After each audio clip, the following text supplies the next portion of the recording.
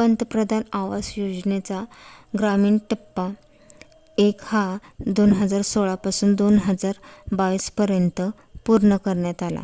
आता 2024 पासून ते 2029पर्यंत प्रधानमंत्री आवास योजनेचा दुसरा टप्पा पार करण्याचे उद्दिष्ट केंद्र शासनाचे आहे. त्यानुसार राज्य शासनाला केंद्र शासनाकडून 19.66 लाख एवढे घराचे उद्दिष्ट प्राप्त झाले आहे.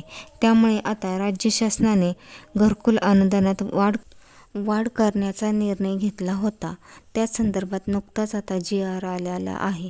आता घरकुल अनुदानात 50,000 रुपये इतकी वाढ करण्यात आली आहे. त्यामध्ये 35,000 रुपये घरकाम बांधण्यासाठी तर 15,000 रुपये सौर यंत्र बसवण्यासाठी अनुदान देण्यात आलेले आहे. जर तुम्ही घरावरती सौर यंत्र बसवले नाही तर 15,000 रुपये मिळणार नाही, अशी देखील